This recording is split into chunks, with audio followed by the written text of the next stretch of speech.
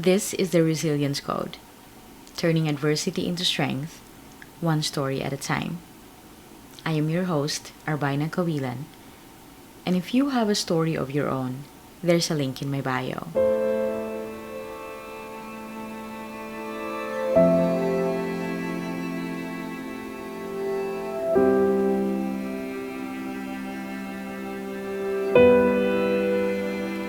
When we think of blooming, we picture flowers opening in the sun. But for some of us, bloom is not that simple. Sometimes it looks like survival. Sometimes it's a quiet moment where you finally say, enough. I used to believe my bloom began when I left my abuser. And in many ways, that's true. That was the season when I finally had full authority over my life, my choices, my freedom. And once you taste the authority, there's no going back. But when I look closer, I realized I had been trying to bloom long before then. Some of those flowers got cut down. Some forced their way through, and all of them taught me something I would need later. That's the thing about blooming. Even when if it doesn't last, your roots don't forget. I remember one of my first attempts. My daughter was just 2. I was 18 years old. And I told myself, I just can't be the woman who never get to finish school. Especially after I know what my abilities are. I wanted my pink back. Just like the flamingos when they lose their color when they give birth. I wanted mine back. So I asked my mom for money. She had been funding school before I got pregnant. And I decided to take another chance on that. She said yes. I enrolled in accounting in the local university because I thought it would be practical. Every company would need an accounting department, and I would never run out of work. And for a while it was working. I surprised myself. After years of postpartum and constant criticism, I was finally doing something that gave me life. I nearly perfected my exams in my first semester. For the first time in a long time, I felt like I was blooming. But then came the semester break. My in-laws sat me down, and my then husband. They told me school was a waste, that I shouldn't be in school, especially that I'm already managing a convenience store business with my husband and having a toddler and being a wife.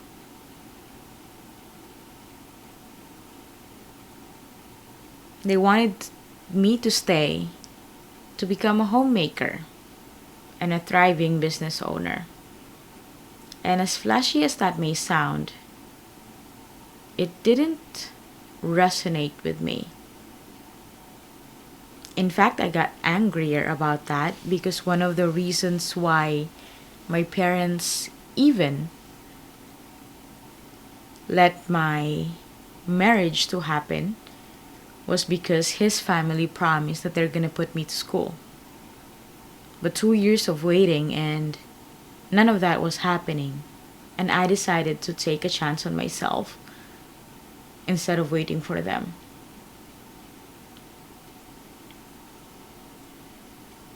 Hearing that news from them broke my heart. Because not only that I am doing this for myself rather than waiting for them, I also felt very unsupported. And given the constant criticism behind me going back to school, I started to believe them. I went from thriving to failing.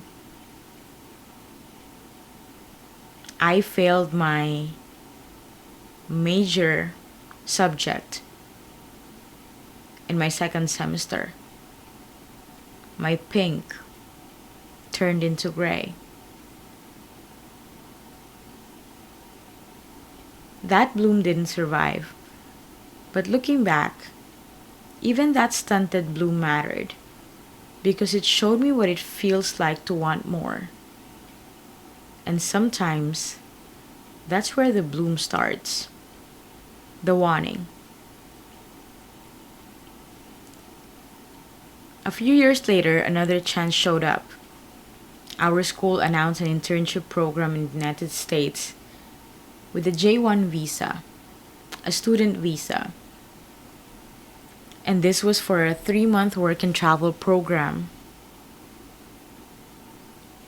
I wanted it immediately. I went on the orientation. Everything was so flashy to me. And to be honest, just the idea of being in the United States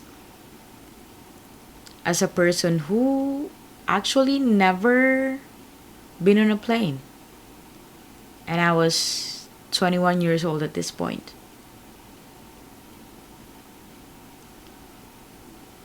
The student affairs of the school, though, disagreed with me. They dismissed it. They said it was a waste of money. And I totally understand.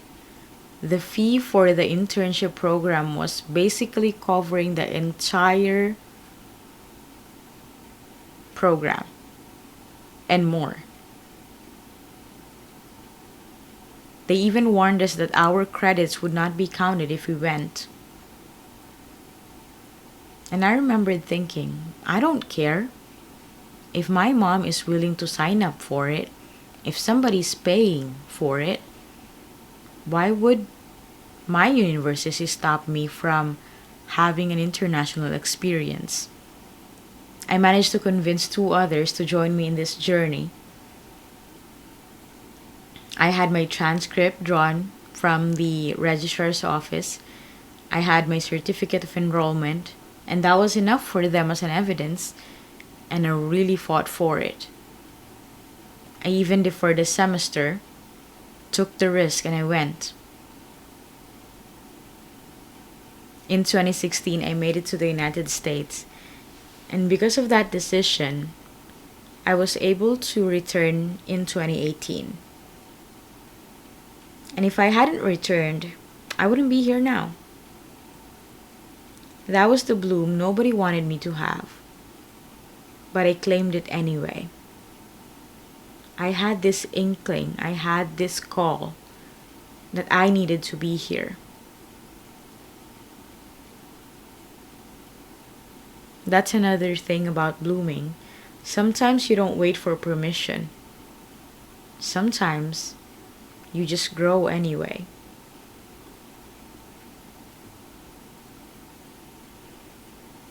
But the real bloom, the season that really stuck, came when I left my abuser. That was when I finally stepped fully into my authority. No one deciding for me, no one controlling how far I could go. Just me. And from there, blooms came steady. What I thought were small at the time, getting out of homelessness, finding stability, standing on my own 2 feet. But none of those were small. They were proof that my roots were strong enough to actually hold me, no matter how I questioned myself, no matter how much I did not believe it at first. And then the bigger blooms. Being chosen for a United Nations delegation, preparing for the TEDx stage, even this podcast. It was like the universe saying, You've been pruned enough. Now it's time to flower. Here's what I've learned. Bloom isn't perfection. It isn't about arriving at some final version of yourself. Bloom is proof that life keeps finding a way through the cracks, even when you've been cut down, even when people try to stunt your growth. Your roots still remember. So if you're listening, maybe you've had blooms that didn't last. Times you reached for something and it slipped away. Don't count those moments out. They were not wasted. They were teaching your roots. And when your season comes, no one and nothing will be able to stop it. Authority isn't something you wait to be given. You claim it. And once you do, that's when the flowering begins. That's it for today. If it stayed with you, stick with it.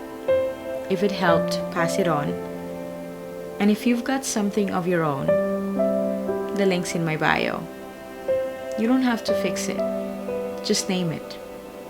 And always remember, resilience isn't about pretending you're okay. It's about choosing, again and again, not to be hardened, but to be changed.